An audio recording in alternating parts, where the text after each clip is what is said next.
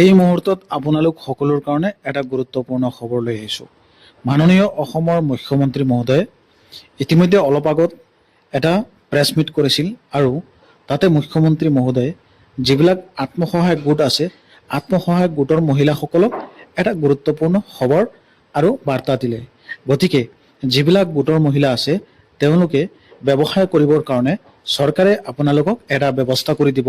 যেনে তাতে এই ভিডিঅ'টোত মুখ্যমন্ত্ৰী মহোদয় গুৱাহাটীত যিবিলাক আত্মসহায়ক গোটৰ মহিলা আছে, লাখপতি বাইদেউসকলে ব্যৱসায় কৰিবৰ কাৰণে তেওঁলোকক ঠাই বা যিটো বিঠা বুলি কয় দোকান দিবৰ কাৰণে সেইখিনি ব্যৱস্থা কৰি দিব, যিবিলাক বিজনেছ কৰিব বিচাৰে। কাৰণ লাখপতি বাইদেউ হ'বৰ কাৰণে আপোনালোকে ব্যৱসায় কৰিব লাগিব। আৰু তাতে এটা সুন্দৰ এক্সাম্পল মণিপুৰৰ দিছে মুখ্যমন্ত্ৰী মহোদয়, সেইটো আপোনালোকে শুনিলে অট'মেটিকলি গম পাই যাব।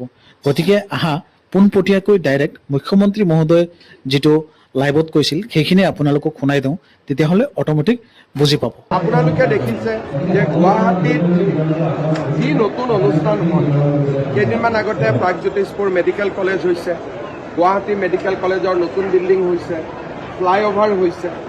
য'তে খালী স্থান থাকে তাতে বিভিন্ন সন্দেহযুক্ত লোক, থলুৱা লোকো আছে, খিলঞ্জীয়া লোকো আছে, কিন্তু বিভিন্ন সন্দেহযুক্ত লোকো আহি পেলাই দোকান পোহাৰ আদি পাতা আৰম্ভ কৰে।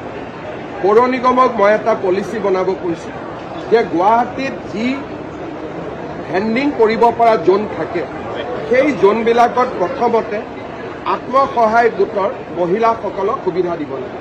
আপোনালোকে যদি মণিপুৰত যায়, মণিপুৰত ইমা মাৰ্কেট এইটো এটা সকলো স্থানতে দেখা পাব, মহিলাসকলে এই ধৰণৰ ব্যৱসায়বিলাক কৰে।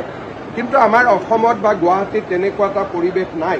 মই পৌৰ নিগমক অনুৰোধ কৰিছোঁ যে নতুন যি ভেণ্ডিং জোন সৃষ্টি হয় বা পুৰণা ভেণ্ডিং জোনতো যিখিনি সন্দেহযুক্ত লোক আছে তেওঁলোকৰ জেগাত আমি আমাৰ মহিলা আত্মসহায়ক গোটৰ সদস্যসকলক আমি অগ্ৰাধিকাৰ দিব লাগে, যাতে এনেধৰণে বহু মহিলাই লাখপতি দিদি হোৱাৰ বাবে সুযোগ পায়। এনেকুৱা ভেণ্ডিং জোন কৰাৰ পৰিৱেশ গুৱাহাটীতে আছে। বাকী ডিব্ৰুগড় আদি স্থানত ইউজুৱেলি তাৰে স্থানীয় মানুহসকলে ব্যৱসায় কৰে, কিন্তু তথাপিতো পৌৰ নিগম ডিব্ৰুগড় শিলচৰতো ডেফিনেটলি এনেকুৱা পলিচি ল'ব পাৰে।